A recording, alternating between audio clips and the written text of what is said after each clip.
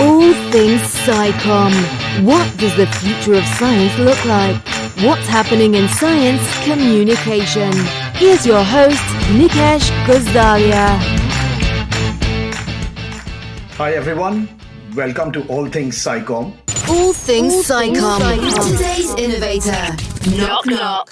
Today's guest is an international authority on university performance and strategy. He has 25 years of experience in global higher education, including a decade as editor of the Times Higher Education World University Rankings. He is an award-winning journalist and highly sought-after speaker. He's the creator of the THE World Academic Summit and oversees the team that organizes the event, which engages tens of thousands of senior university leaders, business executives, and policymakers annually. Everyone, please welcome Phil Baty. Thank you very much for having me. It's a pleasure.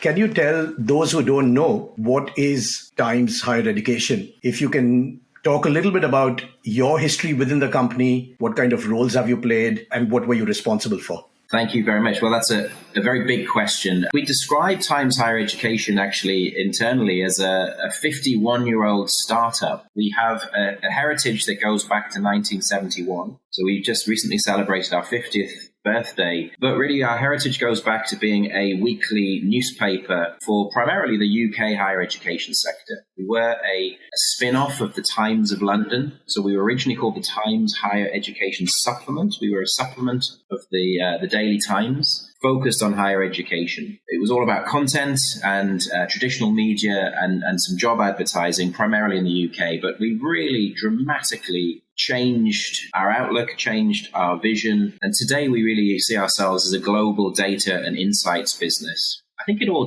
changed in around about 2004 when we first published the World University Rankings. That became an extraordinary global phenomenon. There was a huge gap and a real appetite for people to understand comparative data, to compare universities across borders in what was rapidly emerging as a global higher education sector, a global community with increasing global mobility, increasing global research collaboration. So everything changed really from 2004. We moved dramatically into being global, and we moved dramatically into being data-driven in our approach. So that's the origins of THE. Today, we are the largest platform for university professionals globally. We recently acquired Inside Higher Ed in America. So between ourselves and Inside Higher Ed, we have around about 50 million people come to our websites every year, and they're all professionals, academics in higher education, and some students who look at rankings as well. We run international events. We have a consultancy business, and our core mission, of course, around data and analytics and insights is still very much part of who we are and the driving force of who we are. My personal journey started in not even 20. It started in 1996 when I joined Times Higher Education as a very junior news reporter. I had actually had an even longer association with Times Higher Education. I was a freelance writer as a student in the mid-90s, but I joined in 96 as a junior reporter. And I just fell in love with the higher education sector. The writing news about the sector was inspiring. It was varied. Universities are the greatest force for good in the world, as far as I'm concerned. So it was a pleasure and honor to report on higher education and to understand the higher education sector. And I've just stayed at Times Higher Education for pretty much my whole career, more than 25 years now, in varying different roles. And now, of course, I'm the Chief Knowledge Officer. My responsibilities include a lot of our public engagement, increasingly a lot of our work with governments. We do a lot of consultancy with governments. And as you mentioned very kindly in your introduction, I created the World Academic Summit and the World Summit Series. So I also look after our international events business. And that is a wonderful global community of academic leaders, and administration and academic leaders who connect across the world for various summits and forums to share good practice, to meet, network, and really to drive forward the success of universities globally. So it's a huge honor to have the role I've got, and a huge privilege to have been working in the sector for such a long time. I often pinch myself that I have such a wonderful, privileged position in higher ed, and I'm incredibly lucky and incredibly grateful to have this opportunity. I guess everybody within the industry and perhaps even outside, so aspiring students, research institutes, universities, governments, really look forward to the THE University Rankings. It is highly prestigious. Could you talk a little bit about how do the university rankings work? And what are some of the critical data points that you are tracking for these universities? So it's very important that rankings are transparent. We must understand the data that goes in them, and that they're not really very valuable unless we're able to be very, very transparent about the methodology. So, of course, happy to explain. The World University Rankings, the flagship Times Higher Education ranking, is based on 13 separate performance indicators, which we think cover the whole of the core missions of a research-intensive global university. So we have 5 metrics looking at what we call the teaching environment. That's looking at teaching factors that will influence teaching, such as faculty-student ratios, resources, reputation. We look at research in a very in-depth way. We look at research reputation. We surveyed 30,000 scholars around the world this year for our reputation surveys. But also when we were evaluating research, we evaluated 15 million individual research outputs and more than 100 million citations to those outputs to understand the influence, the reach, the quality of each university's research. So it's a huge data undertaking. But as well as teaching and research, we also look at international outlook, so a university's connections with the international community through research collaboration. We look at the ability of universities to draw in international talent, both among faculty and staff, as well as students. And then we look at industry links as well. We look at a university's connections to the sort of so-called outside world of business and industry, their ability to attract funding for R&D projects from the private sector, from industry.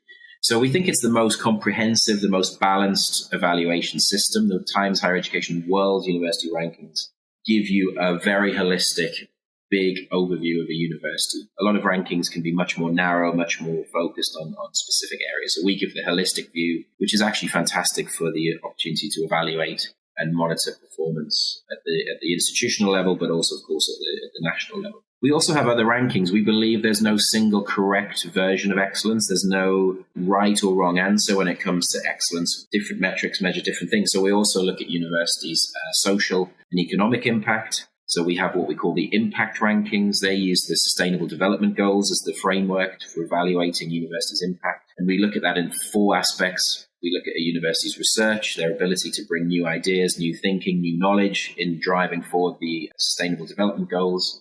We look at their teaching again, the provision of skilled graduates and their activities in the fields of each of the SDGs. We look at their stewardship, their management of their own resources and assets, their people, their campuses, make sure they're doing that in a sustainable way. And also we look at their outreach to the wider community, to governments, to businesses and to charities. So we have a huge array of metrics for a very, very wide array of institutional activity. We have many, many millions of data points. And the most recent world rankings, we had more than 2,500 submissions. We should be ranking about 1,800 universities in the next ranking in October 2022. So we're sitting on this wonderful data resource, allowing us to see universities on the ground.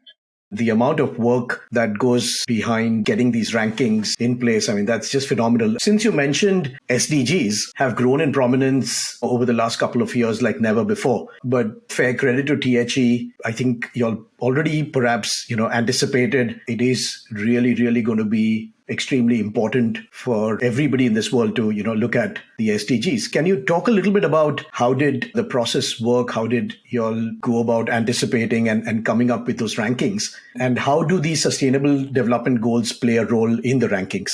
Yeah, of course. So obviously we've been producing the world rankings since 2004. They had become a gold standard, a way of understanding excellence in a rather traditional way, excellence in terms of world-class research, world-class reputation for academic excellence. It tended to be a ranking that privileged those very wealthy, elite North American and Western European schools. It was Harvard and Stanford and MIT and Oxford and Cambridge, making the top echelons. And it is quite an Anglo-Saxon model of excellence, that university perfected in this sort of post-war era in the United States. So the world rankings do sort of measure a particular type of institution, but we understand at Times Higher Education, because we're global, because we work within the sector deeply, we understand that excellence can come in many forms, many shapes and sizes. And, inequalities of wealth, brain drain, shouldn't be a way of detracting from the great work that universities can do in more challenging conditions with less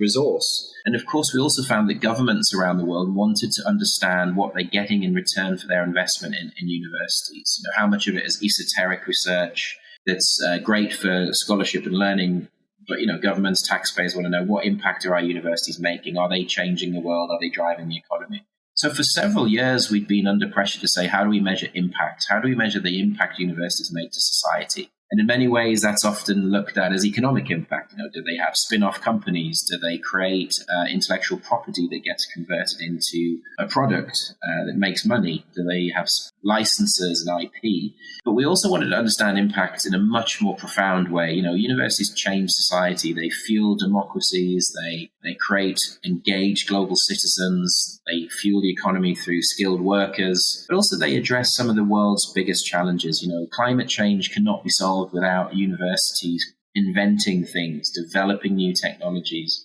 pushing us into alternative energy sources, constantly innovating. The pandemic showed us as well that universities will be the key to getting humanity out of these tremendously challenging, awful situations through rapid development of vaccines. We draw upon the great global body of knowledge that was already there in terms of understanding pandemic and the coronavirus variant that hit the world. So we'd been seeing this pressure to understand impact for many years.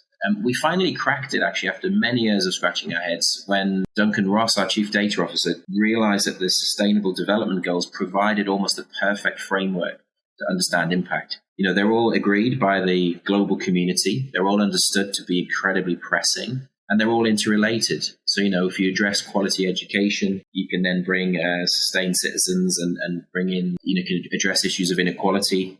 Through education. If you address gender, you can bring greater talent and make sure we're fully utilizing the talent we have in society. Through universities, we can drive economic growth and innovation. Through universities, we can tackle climate change. So it was when we aligned on the SDGs as the framework, which was probably in sort of 2017-18, we realized that was the way of framing impact in the most broad, multidisciplinary way we can. And then it was a question of almost working with the UN goals in terms of what the indicators are, how we would measure that. We had a long process of consultative conversations about how to achieve that, and we were very, very ahead of the game in the sense that we published this ranking in 2019. It's exploded in engagement. The numbers of participants are exploding every year. And I think it really just hit the right moment that the world was looking to universities to demonstrate impact. The universities were looking at ways of proving their impact to their tax-paying public, to the governments and policymakers.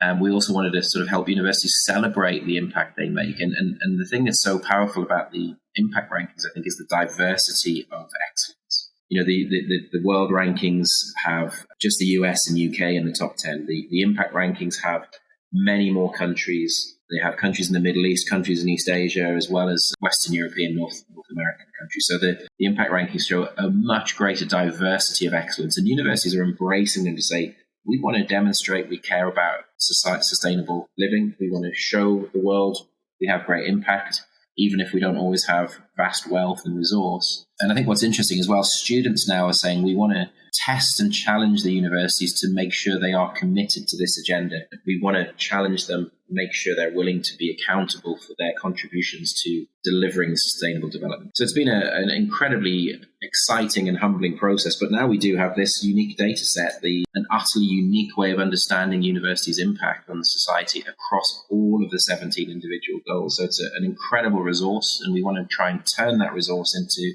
action, supporting collaboration, supporting investment, helping universities find one another, helping funders of the SDG agenda to find pockets of excellence in higher education, helping individual scholars, of course, to promote themselves and give themselves visibility for contributing to this agenda. So yeah, it's been an incredibly exciting process, and it was a long time in development, but we're delighted now we seem to have really hit one of the most important issues facing universities today, which is proving impact and demonstrating their sort of social commitment to making the world better place. Absolutely, Phil. I fully acknowledge that. I remember talking to one of my colleagues who, in his previous life, I think worked as an impact manager for one of the universities. And the first year when the SDG impact rankings were out, I think, we were discussing that we'll monitor how this goes. We'll see the number of participants. And yeah, I think this sounds interesting. But the very next year, like you correctly mentioned, the number of participants and the whole framework and the rankings just exploded. Like you said, it's not easy work. There was a lot of years of work, but just so perfectly timed and such a useful set of framework that's out there now. Just going back on the whole issue around rankings, Phil, I'm sure you've, kind of heard both sides to the whole, ranking and the mechanism and the framework. In your opinion, why do rankings matter and how should we look at them? Yeah, sure. I mean, obviously they can be very controversial and they do provoke heated conversations. Look, if we're really honest, rankings do reduce universities and all their wonderful complexity to simple numbers. The aggregate scores can often hide nuance, hide pockets of excellence. The available data, the available metrics can often miss really amazing things universities do. So, of course, rankings can be inherently simplistic, inherently crude, so they're by no means infallible. I think what's exciting about rankings is their potential to genuinely provide information that doesn't exist and insights. It's actually very interesting that the origins of the Times Higher Education ranking actually came not from the demand for consumer information for students. They actually came from the government.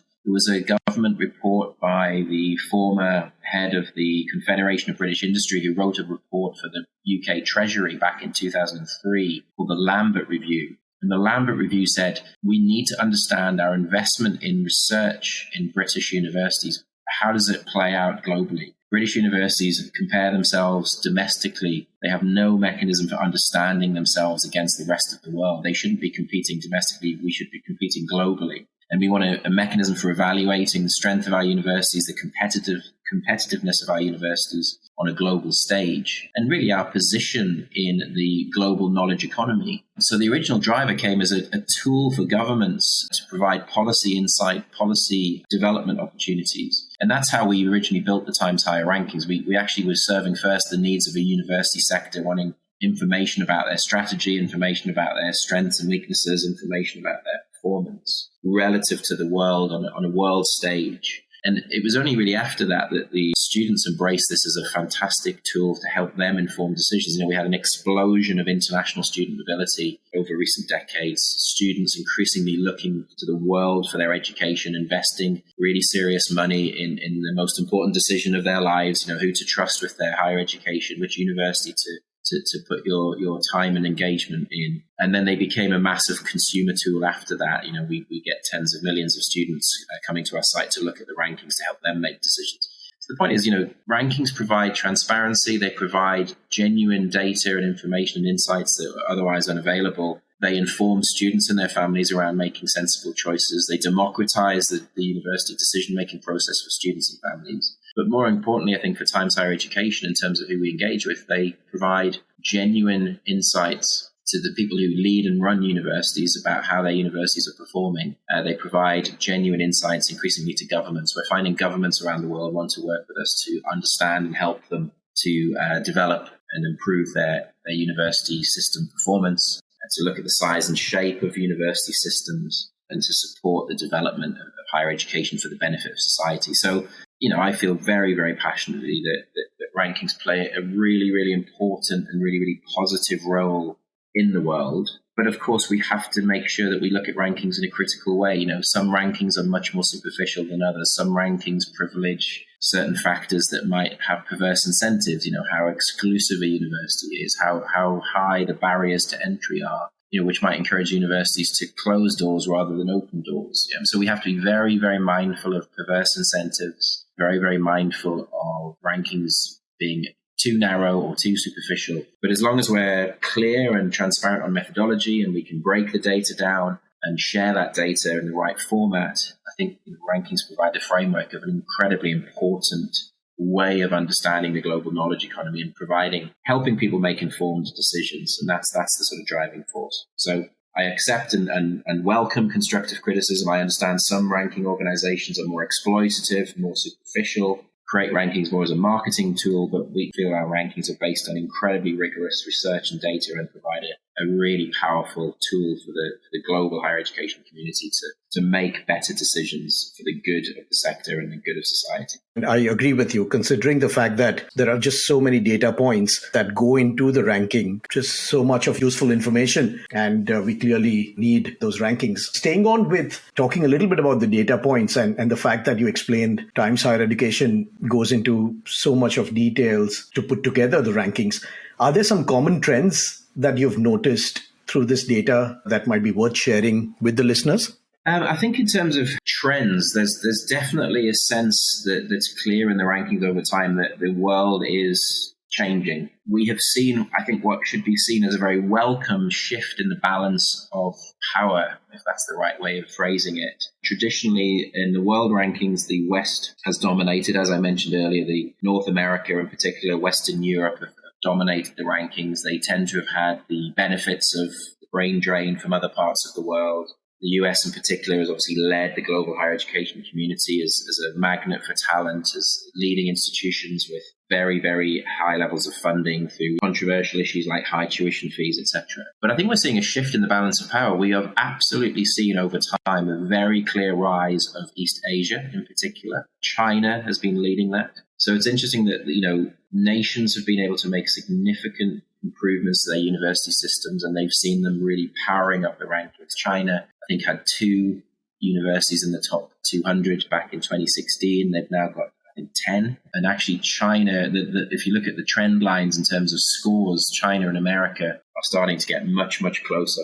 And the US can't rely on its dominance forever. It is being challenged by other nations. So that's a really major theme. And that's not just China. You've got Hong Kong, South Korea, Singapore also doing incredibly well. So that East Asia rising, the balance between East and West changing is a major trend. And that's about, it's about nations investing in knowledge capacity.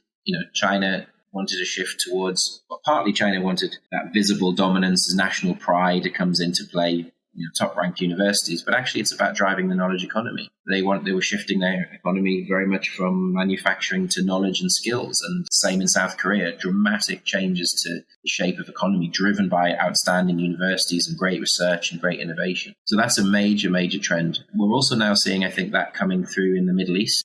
In Saudi Arabia, United Arab Emirates, they're really building research capacity and getting very, very, very ready for the sort of post-oil economy. Digital transformation, skills, innovation, hugely important to those nations' future success. So Saudi Arabia, UAE doing very well in rankings, rising up quite rapidly. Actually, some of the North African nations, Egypt, I think is doing very well as well, having some great success. Pakistan's engagement is improving. And of course, India, I think, some way behind China in terms of reform, but the educational reforms coming through for India, the focus on building capacity in India is also very, very exciting. So the most exciting thing for me in rankings trends is the reduction of any real dominance of any one particular nation or one particular culture for a much more equal and much more diverse global knowledge economy, which I think is good news for the whole world and good news for those Western nations as well, because the sources of knowledge diversify, and it's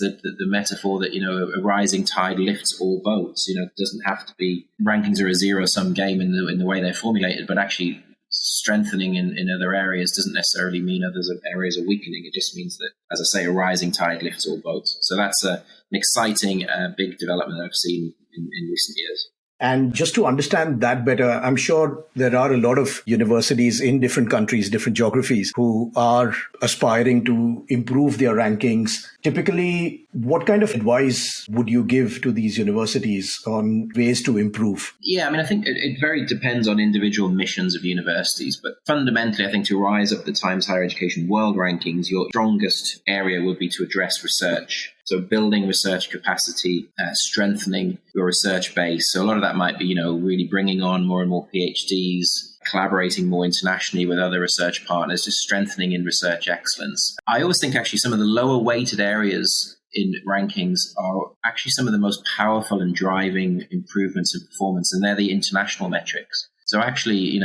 we have a metric that rewards collaboration across borders in research. And we find that internationally collaborative research is more highly cited, it's more widely disseminated. So that strengthens the visibility of research, strengthens the citation, but also I think inherently improves a research base by sharing and collaborating with other scholars in other parts of the world, bringing diverse ideas to the fore, capitalizing on strengths outside the country. So that's really powerful.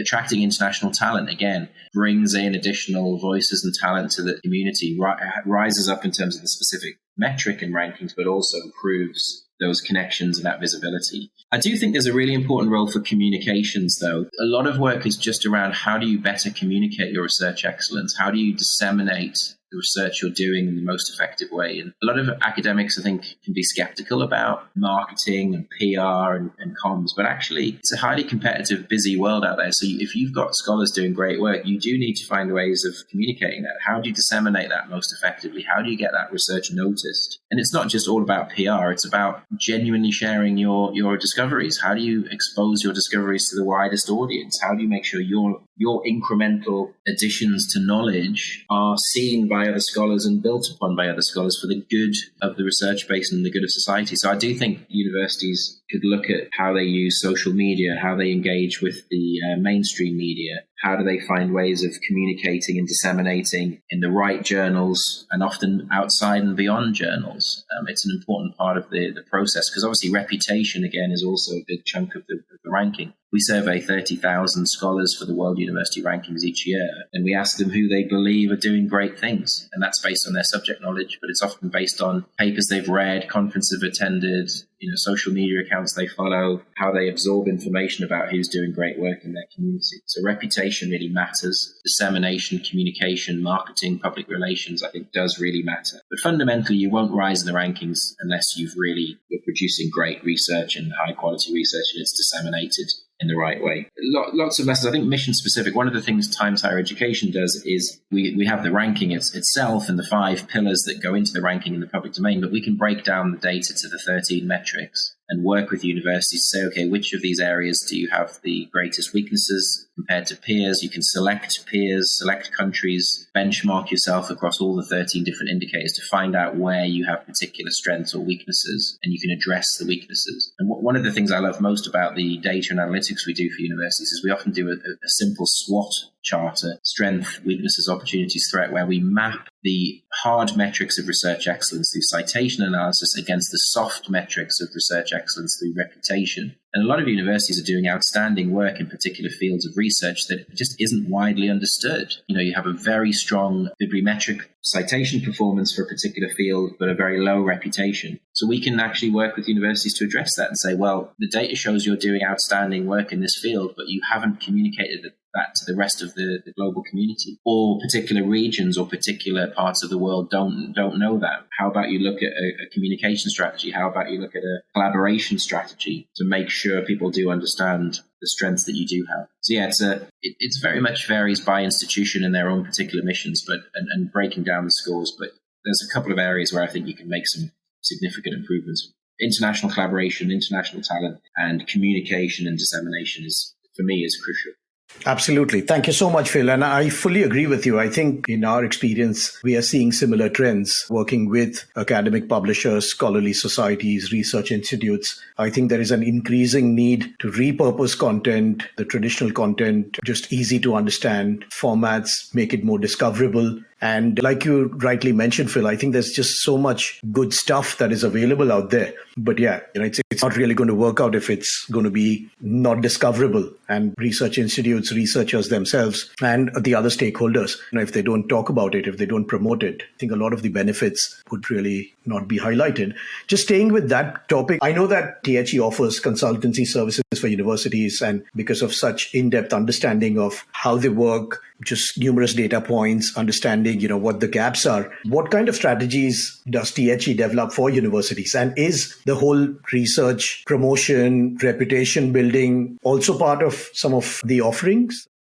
Yeah, absolutely. So as a traditional media outlet, we do a lot of work with universities to help them build reputation and brand. So, a lot of universities come to us just with very traditional advertising. We have this huge platform, as I mentioned, 50 million people on our platforms across Times Higher Education and Inside Higher Ed. So universities just wanting to communicate in the most simple way to the global academic community will come and run advertising with us or build content on our THE Connect pages and use the platform to push out their reputation. So as well as giving them some of the solutions around reputation through the traditional media platforms, we also are able to do a deep dive into their reputation themselves. So we have, of course, the hundreds of thousands of data points from our reputation survey. What do people think of you? How are you perceived? And which areas are you known for in terms of your research excellence by field? Which areas are you better recognized in terms of geography around the world? So we can do a lot of diagnosis around reputation, strengths and weaknesses. We also have a student panel and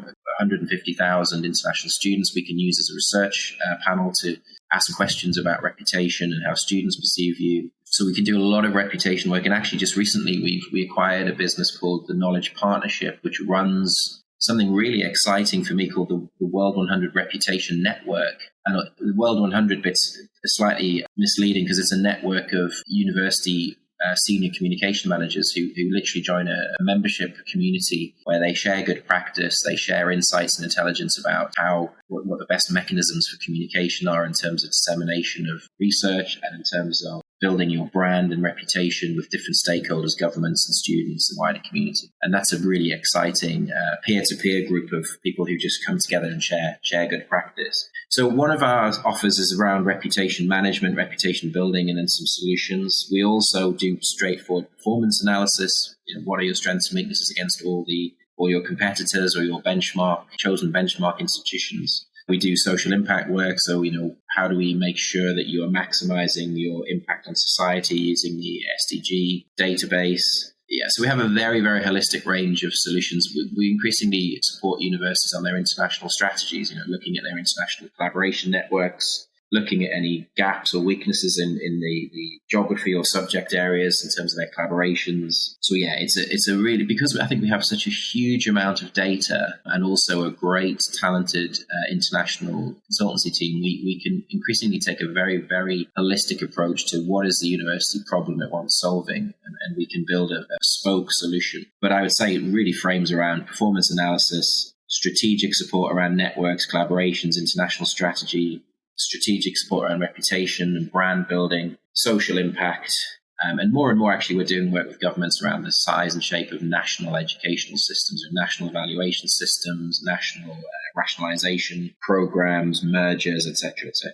So it's almost anything you want, to be honest. We've got this wonderful sort of single source of intelligence and information, which is proving very, very popular. That's all the time we have today. Catch more of this episode in the next part with your host, Nikesh Gosalia. See you soon.